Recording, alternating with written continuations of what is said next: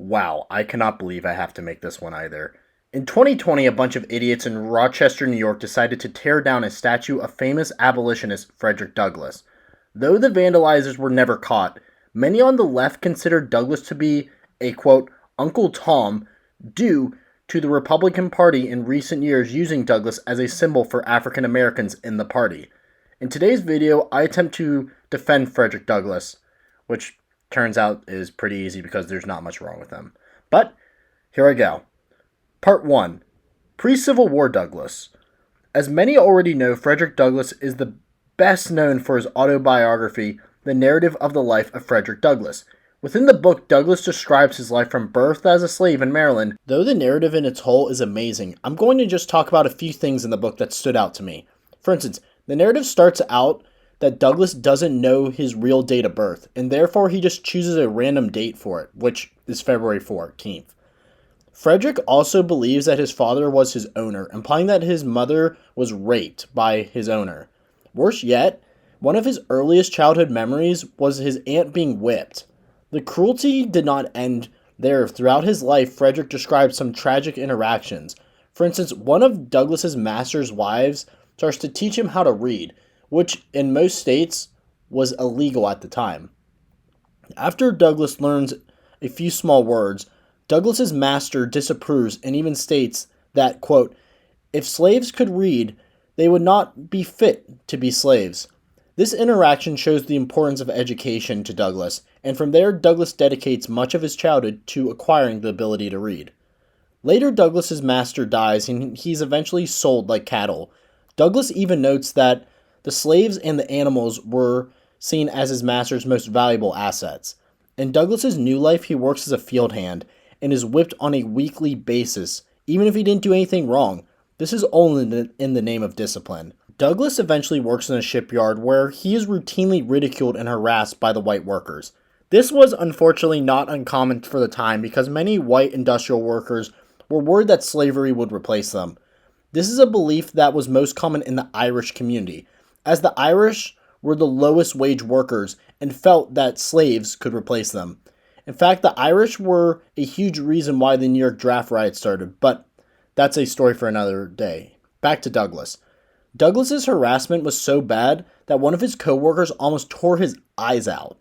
Douglass almost lost an eye, but he eventually made his way to freedom in the North. Today, Frederick's work is considered one of the most influential pieces of American literature, and is a huge reason why many Americans start to sympathize with the abolitionist movement. Obviously, many in the South criticized Douglass's work. For instance, many critics said that it was impossible for a slave to ever write an account in that much detail. To these Southerners, they couldn't fathom the possibility of a slave being educated. Therefore, they did not think any of the stories regarding Douglass's cruel slave owners could be valid. Obviously, these claims come from insane racism, and they have no grounding in reality. But I just mentioned them to show my audience the hurdles Douglass needed to go through, even to be taken seriously as a writer. Douglass would go on to write 2 other autobiographies, one of which was written before the Civil War. After publishing the narrative, many of Douglass's colleagues feared that he would attract attention from his former master. This was a legit concern as well, considering the fugitive slave law allowed for slave catchers to catch slaves in the North and reclaim them. As a result, Douglass left the country and decided to tour Ireland. Yeah, for some reason, many former slaves decided to tour Ireland, but I guess that's a video for another day. I have no clue why they chose that. In Ireland, Douglass was astonished by the extreme levels of poverty implemented to the Irish people, and he saw many similarities there to slavery. This trip made Douglass realize that inequality was prevalent all around the world, and not just in America. In 1846, Douglass officially became free, and by 1847 he made his way back to the United States. With the support from British abolitionists, Douglass created the abolitionist newspaper, the North Star. While in the North, Douglass helped with the Underground Railroad and wrote numerous articles, including one to his former master criticizing slavery. In the letter to his master, Douglass said, quote, the grim horrors of slavery rise in all their ghastly terror before me. The wails of millions pierce my heart and chill my blood. I remember the chain, the gag, the bloody whip, the death-like gloom overshadowing the broken spirit of fettered bondmen, the appalling liability of his being torn away from wife and child and sold like a beast in the market. Bold and passionate words. Well done, Frederick. In 1852, Frederick gave one of his best speeches of all time when he gave the "What to a Slave is the 4th of July" speech. Upon listening to the speech, one noted that it was perhaps the greatest anti-slavery speech ever given.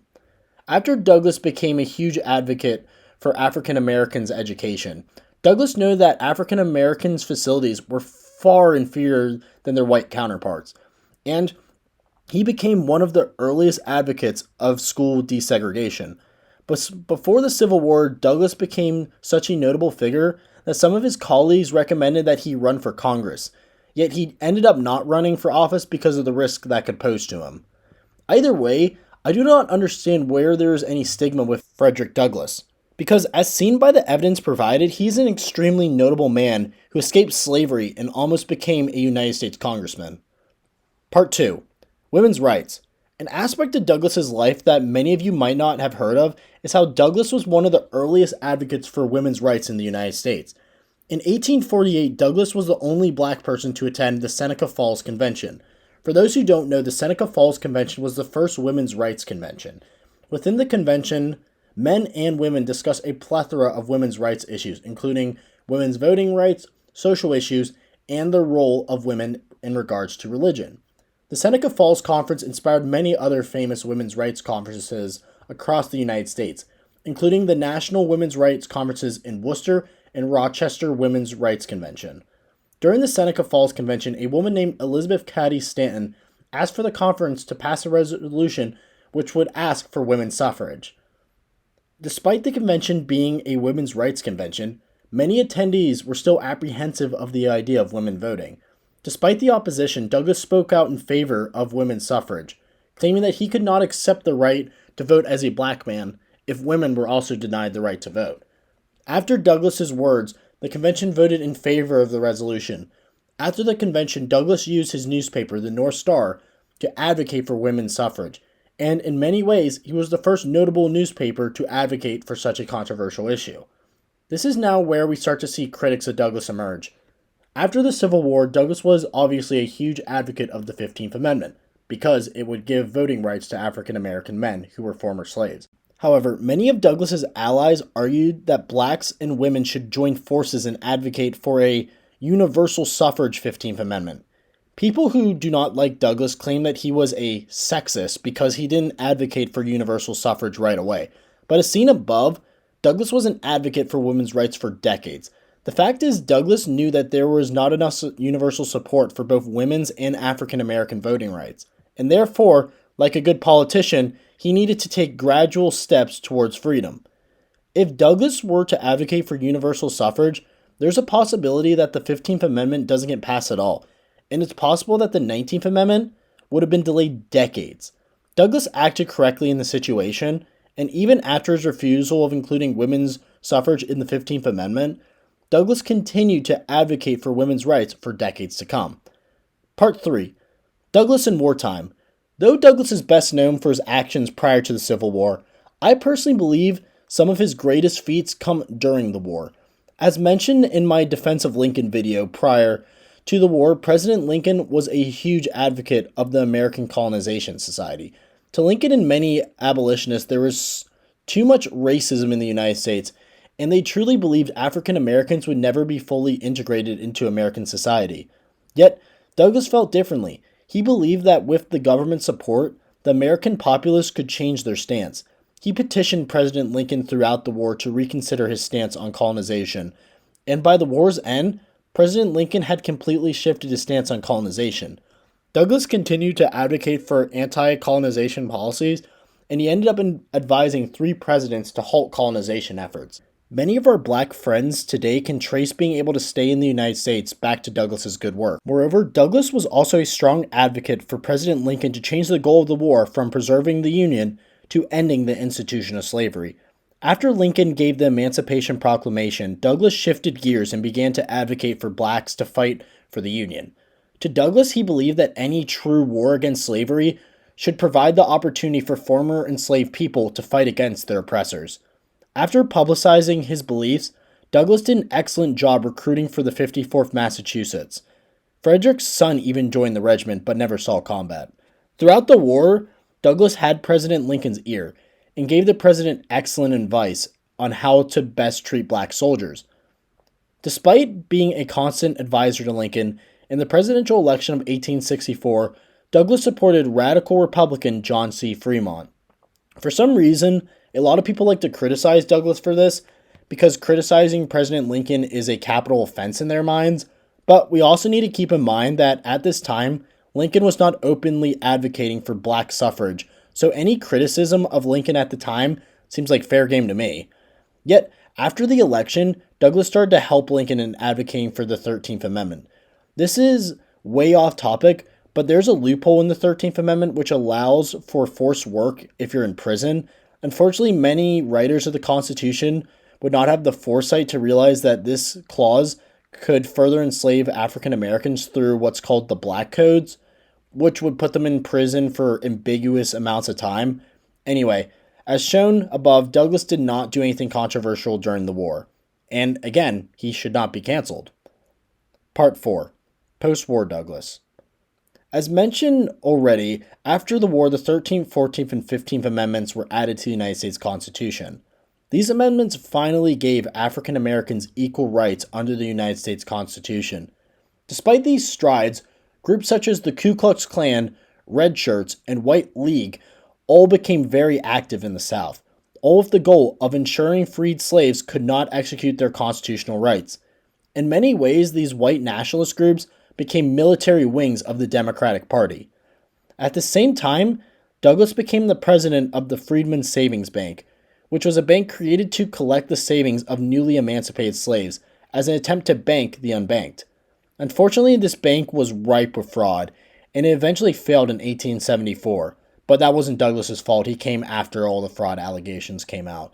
The bank lost millions for the slaves, and in many ways set blacks back a generation, and it established distrust for the banking system for the African American community. If the Freedmen's Savings Bank would have worked, this would have allowed African Americans to have access to banks for the next 150 years.